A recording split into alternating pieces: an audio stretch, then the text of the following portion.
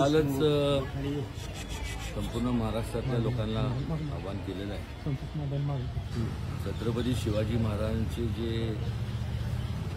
संकल्पना होती सर्व धर्म समभावाची, ज्याच्यामुळे स्वराज्याची स्थापना झाली, त्याचबरोबर लोकांचा सहभाग हा राज्यकारभारात असावा असा एकमेव राजा होता. म्हणजेच आपले सगळ्यांचे दैवत छत्रपती शिवाजी महाराज यांनी हा विचार मांडला.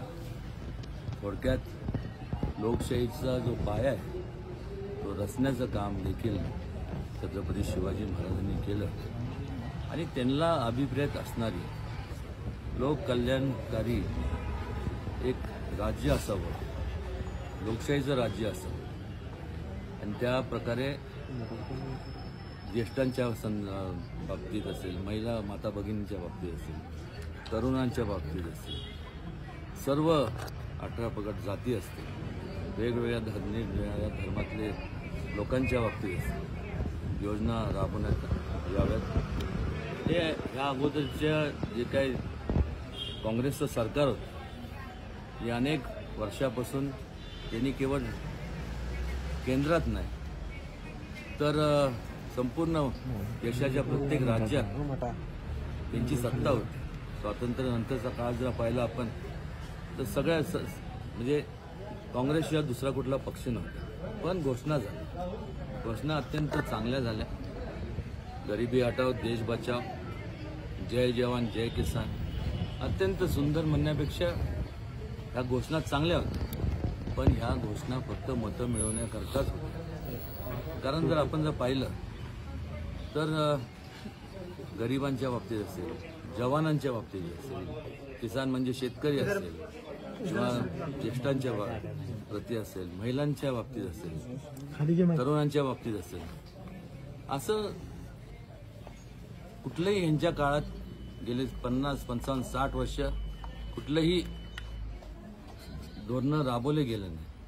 पण गेल्या 10 वर्षापूर्वी ज्यावेळेस परिवर्तन घडलं मोठ्या प्रमाणावर, मोदीजींच्या नेतृत्वाखाली एक चांगल्या प्रकारची महायुतीची सत्ता केंद्रात आणि वेगवेगळ्या राज्यात स्थापन झाली. हे झाल्यानंतर जे काय छत्रपती शिवाजी महाराजांचे त्यांना अभिप्रेत असणारे जे विचार होते ते केवळ म्हणजे विचाराचं फक्त घोषणा केल्या नाही तर ते आचरणात आणि वस्तुस्थितीत आणण्याचं काम महायुती आणि त्यांचे सर्व जे मित्रपक्ष त्यांनी सर्वांनी मिळून हे सगळं केलं. आज लोकांना निश्चितपणे प्रगतीच्या मार्गाने जायचं, अधोगतीच्या मार्गाने जायचं नाही. आणि त्यामुळं केवळ सातारा जिल्ह्यात तर महाराष्ट्रातल्या प्रत्येक जिल्ह्यात आज महायुतीच्या जे सर्व उमेदवार आहेत, मग एकनाथ शिंदे साहेबांचा गट असेल, अजितदादांचा राष्ट्रवादी असेल, त्याबरोबर भारतीय जनता पक्ष असेल, मित्र RPI असेल, सर्व मित्रपक्ष असतील, त्या सर्व ठिकठिकाणी उभं असणाऱ्या सर्व जे काही उमेदवार आहेत त्या संपूर्ण महाराष्ट्रात त्यांना मोठ्या प्रमाणावरती प्रतिसाद मिळत आहे. हे आवर्जून या ठिकाणी सांगावंसं वाटतं. आणि हा प्रतिसाद केवळ जो मिळतोय तर त्याचं मूळ कारण म्हणजे की लोकांना झालं म्हणजे कामं दिसतात. लोकांना जे अपेक्षित आहेत ते कामं झालेले पाहायला मिळतात. ह्या उलट आपण बघतोय महाविकास आघाडी, तुतारी चिन्ह असेल, मशाल असेल, त्यानंतर अजून आताचा पंजा असेल. मला सांगा ना, पंजाच्या तर बाबतीत काय बोलायचं, त्यांच्याकडे होतं तेव्हा त्यांच्या ऐन पीक जेव्हा जो पक्ष होता त्यांनी काय केलं नाही. आणि मशालीच्या बाबतीत म्हणजे त्यांची मशाल घेऊन शोधावं लागतं की बाबा त्यांनी नेमकं कामं कुठं केलेत, एक पण काम नाही. आणि तुतारीत वा एवढ्या वर्ष पवार साहेबांनी तर नुसतं घोषणाबाजी आणि ती खिरापत केली, त्याची तुतारी वाजवली, आम्ही हे करणार ते करणार, केलं काय. आणि ऐन तारुण्याच्या काळात ज्येष्ठ नेते पवारसाहेब हे सध्या केवळ महाराष्ट्रात नाही तर संपूर्ण देशभरात सगळ्यात ज्येष्ठ आहेत आणि ज्यांनी ऐन तारुणीच्या काळात ज्यांनी केलं नाही, आज त्यांच्याकडनं अपेक्षा करणं म्हणजे मला वाटतं त्यांच्यावरती अन्याय केल्यासारखं होईल. हे आवर्जून या ठिकाणी सांगावंसं वाटतं. आणि महायुती पुन्हा मोठ्या मताधिक्याने सत्तेत येणार आणि जास्तीत जास्त अजून वेगाने लोकांची सेवा करणार. भारत सातारा विधानसभा मतदारसंघातून बंधू उभे आहेत, काय वाटतंय या विधानसभेचा निकाल काय असेल? ऑलरेडी लागल्याच जमाय ह्या काय संपूर्ण जिल्ह्यातल्या सगळ्या महायुतीच्या जागांचा निकाल लागल्याच जमाय. मला वाटतं की आमदार शिवेंद्रराजे हे सगळ्यात मोठ्या म्हणजे महाराष्ट्रात तरी सगळ्यात मोठ्या मताधिक्याने निवडून येतील.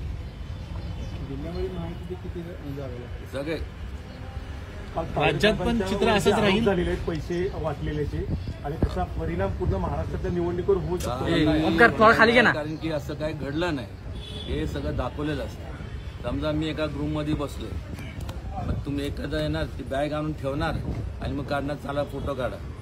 हे सगळं नुसतं काय त्याला म्हणतात प्लांटेड असतं ना, तशी स्कीम्स असतात. एखाद्याला बदनाम करायचं आणि ऐन निवडणुकीच्या काळात जेव्हा लोकांसमोर जात असताना आपल्याकडं कुठलंही सांगण्यासारखं काम नसतं, तेव्हा मग आपण म्हणजे मग चारित्र्य हनन असेल किंवा मग वैयक्तिक पातळीवरती जाणं, हे राजकारणात आता अनेक वर्षापासून मी पण बघत आलेलो, आपण पण पाहिलं. महाराज बारामतीमध्ये अजित पवारांना मोठं आव्हान दिलेलं आहे पुतण्याने, काय वाटतंय बारामतीमध्ये काय निकाल लागेल? काय पुतण्यानं स्वतः बारामतीमध्ये अजितदादांना आव्हान दिलंय, काय वाटतंय बारामतीचा निकाल काय लागेल? इम्तियाजभाई मागेसारखा नाही दादा निर्व्यव दादानी काम केलं होते तसं. आता ते ह्यांचं नाव काय युगेंद्र पवार त्यांनी आयुष्य फॉरेनला काढलं इकडे तिकडे. त्यांनी आपलं तसंच राहावं. ज्यावेळेस काम करायचं होतं त्यावेळेस केलं नाही. आणि ज्यांनी अजितदादांसारख्या व्यक्तींनी काम केलंय, आणि कसं असतं हौशे गवशी असतात ना, निवडणुकीच्या काळात अनेक लोक उभे असतात. कोणतरी म्हणतं अरे धारे तू उभं, पवार साहेबांनी सांगितलं तर कोण नाही तर त्याला बळीचं वक्र केलं. एवढंच मला या ठिकाणी सांगायचं वाटतं. पाडा कशा करता मला सांग, पाडा म्हणजे कशा करता पाडा? गद्दारी मकरंद पाटलांनी केली असं त्यांचं. गद्दारी केली 55-60 वर्ष जेव्हा काँग्रेस बरोबर तुम्ही होत्या, घोषणा झाल्या, लोकांच्या कामाची पूर्तता झाली नाही, याच्यावेळी तर मोठी गद्दारी होऊ शकत नाही. गद्दारी कोणी केली? ह्या लोकांनी केली, काँग्रेसनी. पवारसाहेब असतील सगळे ज्यावेळेस होते, लोकांच्या भावनेशी खिलवाड केलाच ना. त्यांनी उत्तर द्यावं त्याच्या संदर्भात. आणि मी काही चिडेपोटी बोलत नाही. त्यावेळेस जे आता जे ज्येष्ठ आहेत त्यावेळेस ते पण ऐन तारुणच होते. त्यांचं संपूर्ण जे काय स्वप्न पाहिलं ते स्वप्नांचा भंग झाला. बरोबर नाही ना.